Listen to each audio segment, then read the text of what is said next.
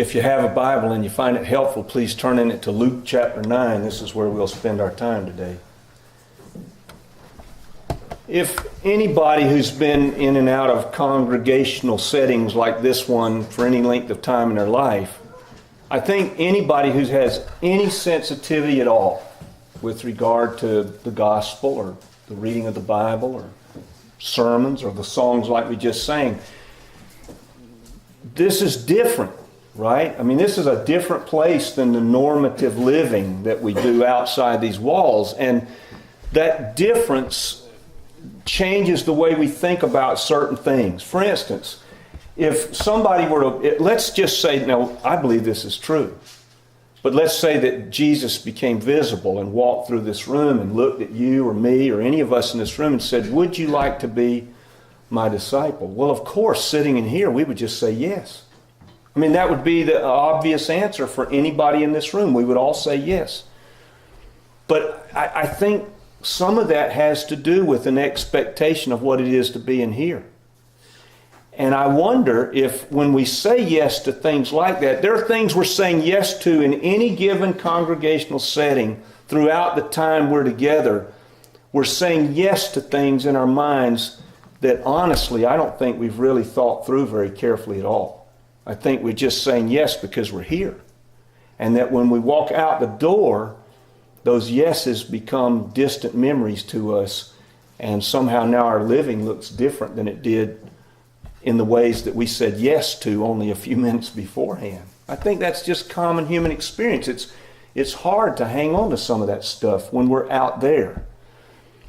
What things divide our allegiance? Let's take a look at this text. I'll begin reading in Luke chapter 9, verse 57. As the disciples and Jesus were walking along the road, a man came up to Jesus and said, I will follow you wherever you go. Jesus said, the foxes have holes, the birds have nests, but the Son of Man doesn't even have a place to lay his head. Somebody else approached them, and Jesus said to the man, or to the woman, it doesn't say, follow me. The person replied, Lord, first let me go and bury my father. Jesus said, well, let the dead bury their own dead. You go and preach the kingdom of God. Another person was encountered. I'll follow you, Lord, but first let me go back and say goodbye to my family. Jesus said, no one puts their hand to the plow and looks back who is fit for the kingdom of heaven. Now, I can't imagine somebody saying these things to anybody now, right? I mean, we see practical concerns in our living every day. Every day there are things that encounter us that no matter what we're saying to ourselves in this room, they change the way we think about those things once we're out in the normal aspects of our life. All three of these people seem to have some zeal. I mean, they all had, Jesus approached the one, but the other two came up to him and said, I want to follow you. What were they thinking when they said that to him? Did they really mean it? I believe they did. I believe they're just as sincere as any person in this room, myself included, any of us. But they don't know anything about what it is they're saying yes to. They don't know what it's like. That's why the first one was answered in the way that they were. They probably look at Jesus and think, well, this is just a really neat rabbi roaming around the neighborhood these days. And lots of people are following him. And the 12 weren't the only ones. There were a lot of people following Jesus around. And they were all seemingly very excited about it. And you just think, man, if this guy's drawing this kind of crowd, then I want to be part of what's going on. I believe they really wanted to be.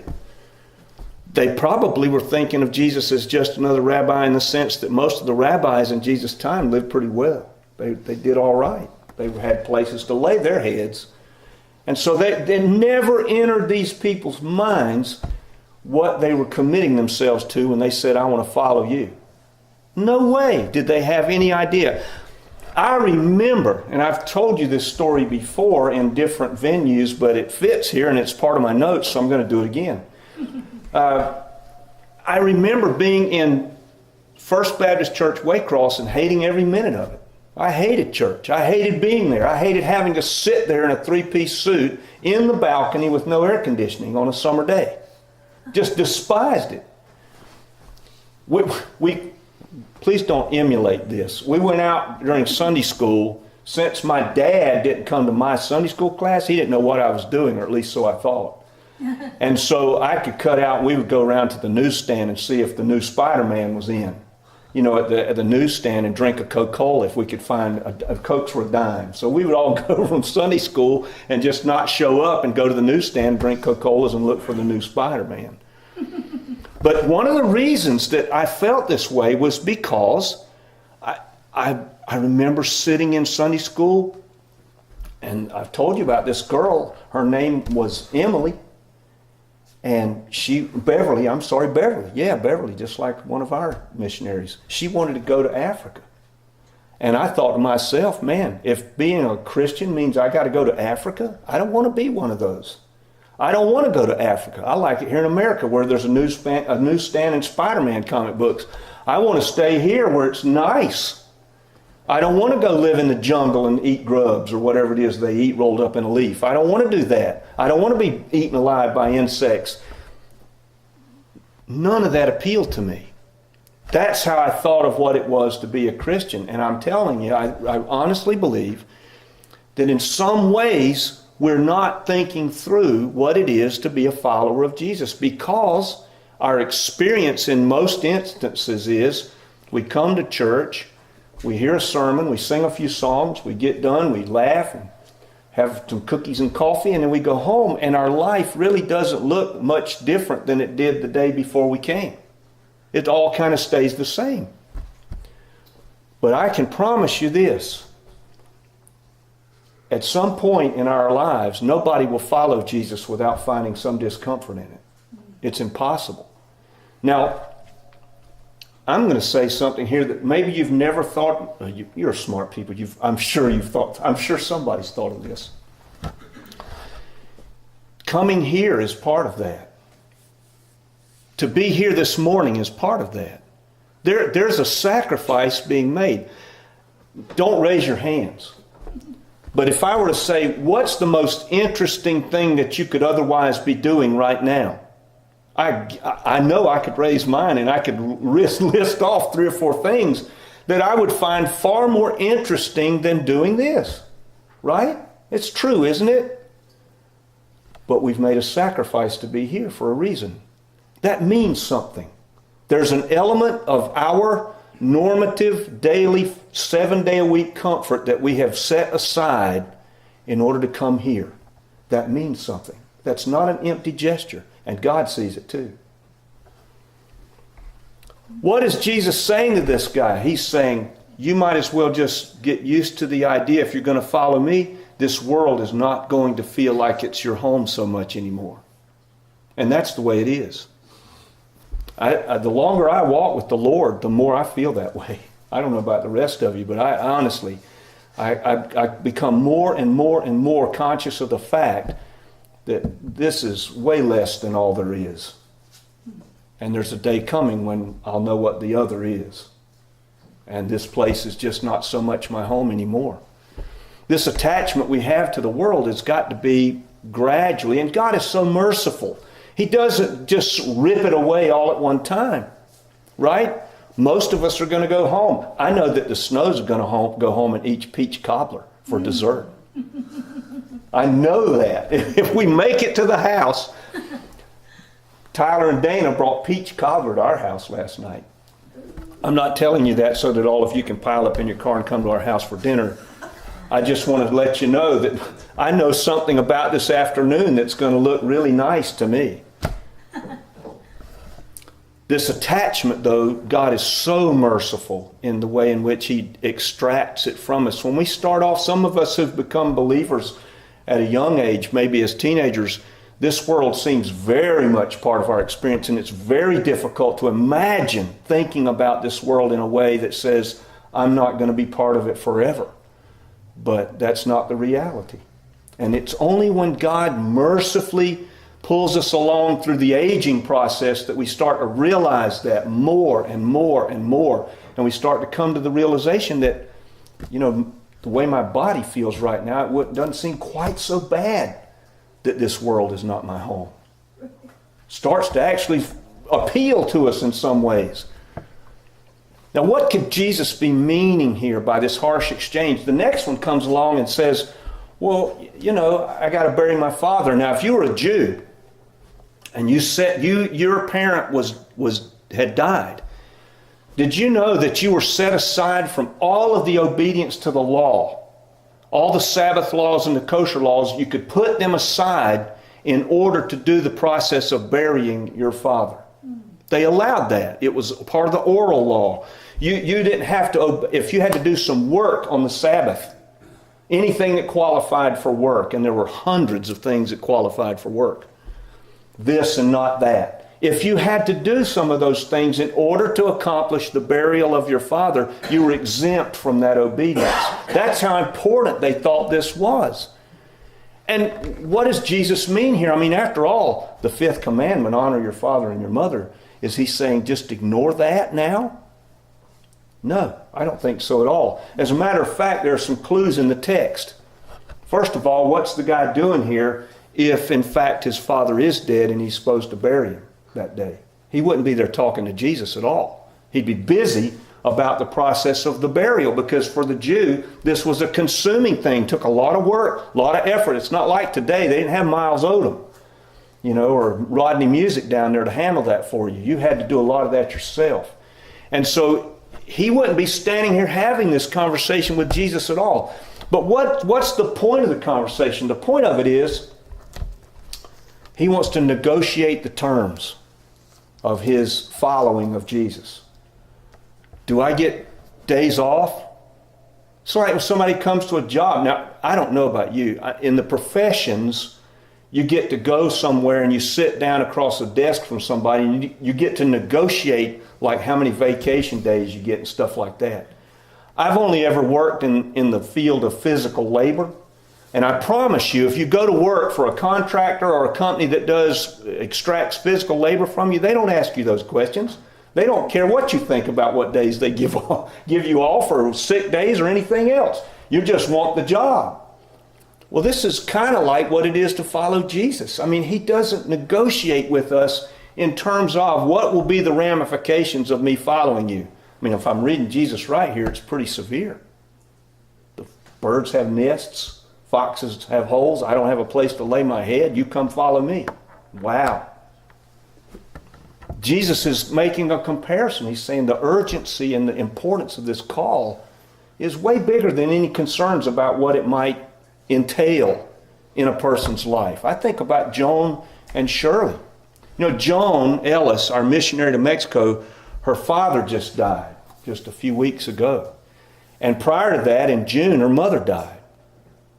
She's in Mexico.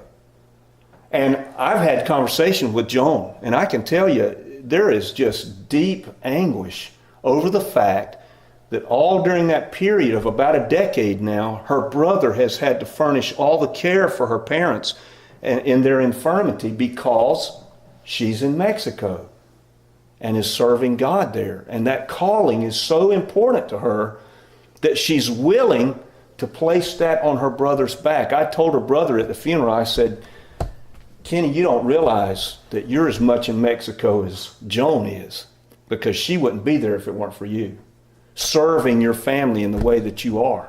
But there's a tension there. When we say yes to Jesus, there are things that we're just going to have to accept that we can no longer hold on to in the way that we have held on to them in our life. And that's just how it is. Jesus is telling these people something that I think we gradually grasp, and that is, when we say yes to Jesus, the difference between the saying and the living, there's a giant gap there for most of us. For me, I got air conditioning at home and a refrigerator full of food, so the gap between the birds have nests and the foxes have holes, that's pretty big for me. That gap is. I don't know what it's like not to have a refrigerator with food in it. I was raised with one. So for me, that's just normative living. What's it going to mean to follow Jesus? I don't really know what it's going to mean. But I can tell you this, if we say to ourselves, and I hope we're saying this to ourselves, I want, as I go on with the Lord, I want to have more of God in my life. Wouldn't we say that to ourselves? Don't raise your hand, but just think about it for a moment. If we were really asked that question by somebody we respected, a spouse, a friend, if Jesus himself walked into the room, do you want to have more of God in your life? I know we would say yes. But the ramifications of saying yes to that mean something. It entails something. It doesn't just mean a mental assent. There's something else that comes along with it. This farmer was out in the field one day, and everybody in the he went to a church, and in the church gathering, everybody in the room knew that he was a farmer. And one of the friends of his in the church gathering came up to him and said, "Jones, how's it going with you?" And he said, "Oh, it's going fine." He said, "No, I don't mean that. I mean, how's it going with you in your life with the Lord?" And Farmer Jones said, "Well," he said, "I'm established, but I'm not making a lot of progress." And the guy thought, well, that's interesting. Next day, the person that had asked him the question passes by the farm and sees Farmer Jones out there trying to shove logs under the tires of the tractor because it's buried up to the chassis in the mud. And so the guy goes out there to help Farmer Jones put logs under the wheels of the tractor, and they keep shoving the things under, and the guy probably shouldn't have told him this. Probably wasn't funny to Farmer Jones as they're trying to get the tractor out of the mud. He says, "Well, it looks like you're well established, but you're not really going anywhere," which was true. But I wonder, when I traveled, we used to go to a place, we'd come to a college, for instance, and we would meet the staff there who organized the concerts. And we would get to know them a little bit because we might be there for 3 days. And I would meet the person, maybe they're in their 40s. I'd come back 10 years later and find exactly the same person I'd left there. Nothing had happened. What's going on with your life in the Lord? No conversations like that because they were well established, but they weren't making any progress. I wonder how often that's us. Well established, but not really going anywhere. You know, part of this plays into our humanness. God is not oblivious to the fact that we're human beings at all. And he understands us better than any of us understand ourselves. And there's an aspect of humanity. I don't know if you're aware of this or not. This happens a lot in family counseling, especially toward men. If, say, for instance, the marriage is in deep difficulty, and the couple comes, and usually what happens in those situations is the guy will be advised in private to do these certain things. They will all be practical things of a behavioral nature. And they will all be things that are done of a practical behavioral nature to tell the wife that the guy loves her.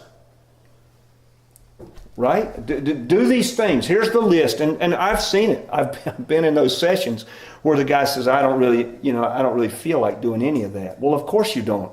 That's the problem. So let's see what we can do about this problem. Do these things.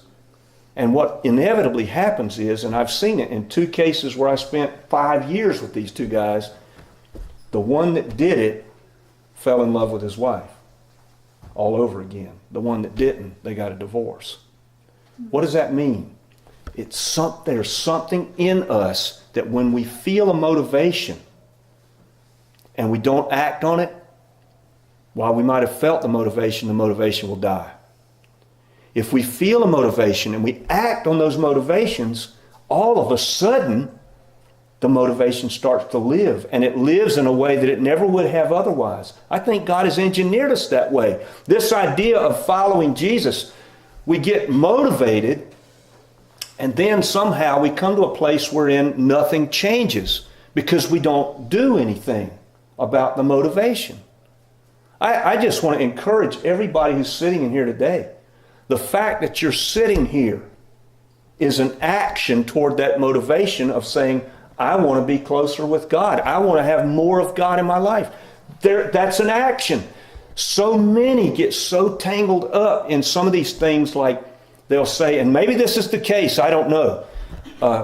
how come you haven't been in a congregational setting for a long time? Well, I don't really get anything out of it. But you're not there. I mean,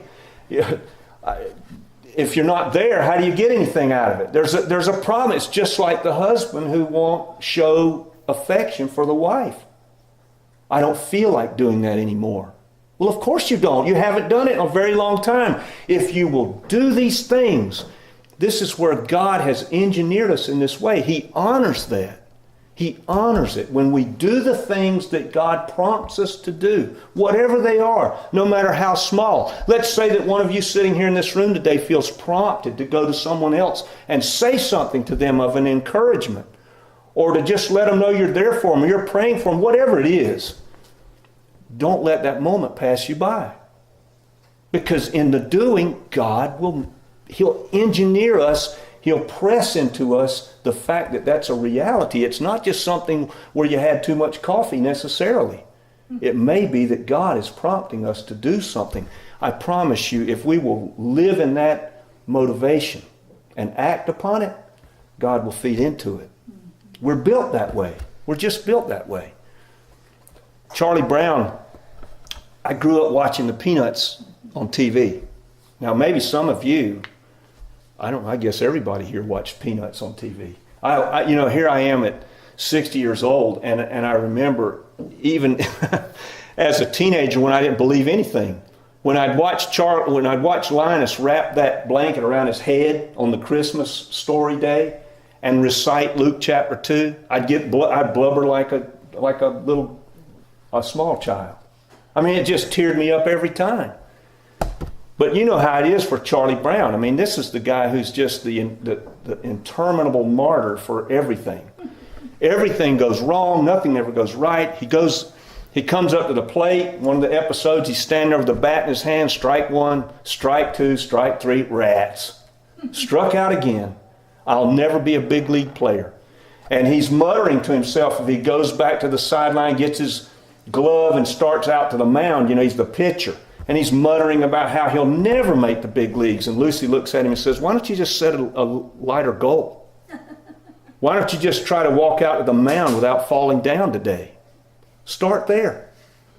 There's something to that.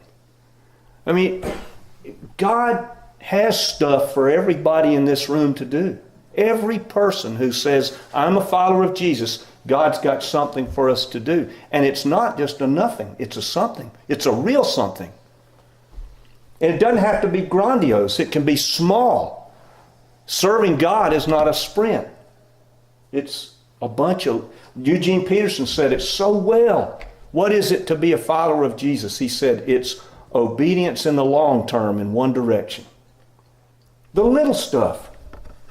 And God gives all of us chances within our marriages, within our community life, within friendships, to answer that moment wherein He calls us to do something, and we get the chance to do something that matters in eternity. And maybe it's nothing more than opening a door for somebody and greeting them because they're struggling with their groceries. Maybe that's all it is. Maybe the cashier at the restaurant, maybe the waitress or the waiter who sees us bow our head to thank God for the food, and then they come and they find a tract instead of a tip. And maybe it's the actual giving them a tip where God is going to use that to speak to them. Wow, that person, they're obviously a church person, and they left me a nice tip. Wonder what that means. We just don't know. Everything we do, everything. C.S. Lewis got this right. Everything. There is no neutral movement in our life. Everything we are doing, we are either moving toward God or we're moving away from Him. Everything.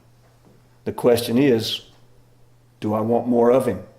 And am I in this moment moving toward Him or moving away from Him? I can't answer that for anybody but myself. I don't know where everybody is today, but if there's anything I've said about which you've got a question,